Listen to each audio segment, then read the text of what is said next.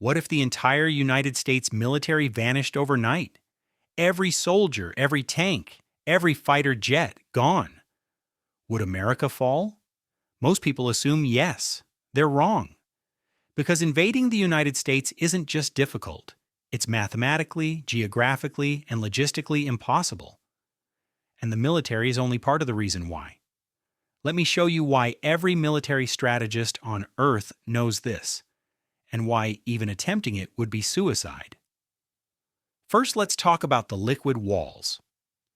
The Atlantic and Pacific Oceans aren't just bodies of water. They're the largest natural moats in human history. The Atlantic Ocean is 3,000 miles wide. The Pacific? 6,000. To put that in perspective, D-Day, the largest amphibious invasion ever attempted, crossed only 21 miles of the English Channel, and it nearly failed. Now imagine multiplying that distance by 150. That's what any invading navy would face just to reach American shores, but here's what really makes it impossible. Modern warfare runs on supply chains. Tanks need fuel, soldiers need food, weapons need ammunition, and all of that has to cross those oceans constantly. A single armored division burns through 600,000 gallons of fuel per day. And you'd need dozens of divisions just to establish a beachhead. The mathematics become absurd. You're not invading a country, you're trying to sustain an army on the moon. But let's say some superpower somehow solves the ocean problem. They've got magic ships, unlimited fuel, they land on American soil. Now what? Now they face the geography that made America a superpower in the first place. The Rocky Mountains run for 3,000 miles through the heart of the continent. They're not just mountains. They're a natural fortress wall that splits the country in half. Any army trying to push inland from the west coast hits these mountains almost immediately. And mountain warfare is where armies go to die. The Soviets learned this in Afghanistan. NATO learned it again. Mountains favor defenders always. And defenders in America would know every single pass, every ridge, every choke point. Okay, what about the East Coast? Land in New York, push inland. Here's the problem. The Appalachian Mountains run parallel to the entire eastern seaboard. They're older than the Rockies, lower, but covered in dense forests that have swallowed armies before. During the Revolutionary War, the British controlled the coast, but could never penetrate those forests. The terrain fought for the Americans, and that was before every household had rifles. Let's talk about the blade of grass problem. A Japanese admiral supposedly said, "You cannot invade mainland America." There would be a rifle behind every blade of grass. Whether he actually said it doesn't matter.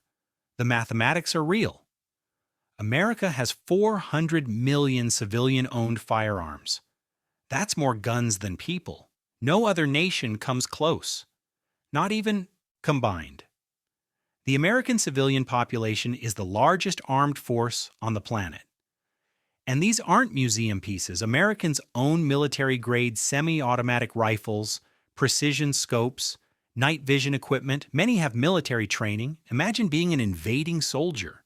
Every house could be a bunker, every rooftop a sniper nest, every neighbor an enemy combatant. The paranoia alone would be paralyzing. This isn't speculation. We've seen what happens when professional armies face armed civilian populations. It doesn't end well for the invaders. Vietnam, Afghanistan, Iraq. The pattern repeats. Conventional forces dominate initial battles. Then the insurgency bleeds them dry.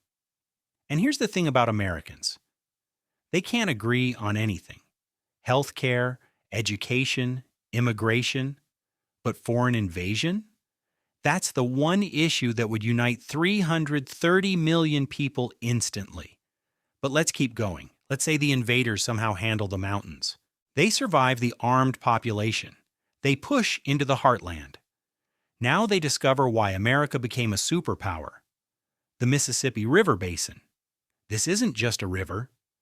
It's the largest navigable waterway system on Earth. 15,000 miles of internal shipping lanes, more than the rest of the world combined. This river system lets America move goods cheaper than any nation on Earth. It's why the heartland produces food for the world, and why any invader would face a logistics nightmare. American defenders could use these rivers to move troops and supplies anywhere in the interior faster than invaders could march. Meanwhile, the invaders would have supply lines stretching back across an ocean. Every bullet, every bandage, every meal, 6,000 miles away. And those supply lines? They'd be under constant attack, not just from any remaining military, but from the most innovative civilian population on Earth. Americans invented guerrilla warfare during the Revolution. They perfected it in the Civil War. They've been studying it ever since. Oh, and one more thing. America has friendly neighbors, Canada to the north, Mexico to the south. Both are economic partners with zero interest in helping any invasion. There's no land bridge for an enemy to march across, no staging ground to build up forces. Any invasion must come entirely by sea. Compare this to Europe, where Germany could march into France in weeks, or Asia, where armies have crossed borders for millennia. America is geographically unique. Now, some people argue that modern technology changes everything: hypersonic missiles, cyber warfare, drones. But here's what technology can't do.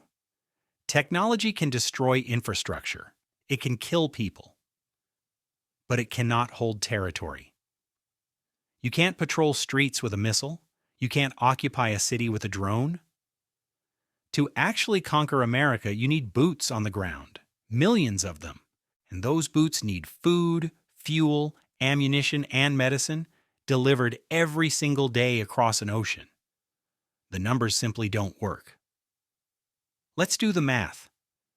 The U.S. has a population of 330 million.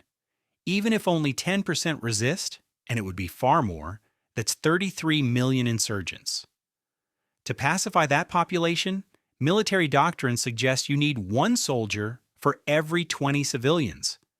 That's 16 million occupation troops. No nation on Earth has that many soldiers. And even if they did, transporting 16 million soldiers across an ocean is beyond any current capability. The entire global shipping fleet couldn't do it. This is why no military planner seriously considers it. It's not bravado, it's not patriotism, it's pure mathematics. But wait, what about nuclear weapons? Couldn't someone just nuke America into submission? Here's the problem. America has the largest nuclear arsenal on Earth. Over 5,000 warheads. Submarines hidden across every ocean carrying enough firepower to end civilization. This is called mutually assured destruction. Any nuclear attack on America guarantees nuclear retaliation. The attacker's cities would burn too. No nation wants to conquer radioactive wasteland. And no leader wants their own country turned to glass. Nuclear weapons aren't invasion tools. They're deterrents. So where does this leave us? America isn't invincible because of its military. It's invincible because of where it sits on the planet. 2 massive oceans, mountain ranges on both coasts, the world's best internal transportation network, friendly neighbors, and an armed population that would make any occupation a nightmare. Geography determined that America would be safe from invasion before the first settlement was built. The mountains, rivers, and oceans were already in place.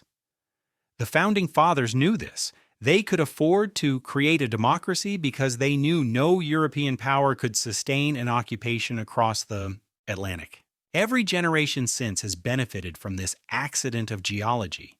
Wars that devastated Europe and Asia left American soil untouched. This isn't about American exceptionalism, it's about American geography. The land itself is the defense. So the next time someone talks about invading America, remember this. It's not the army they'd have to beat, it's the geography, the logistics, the math.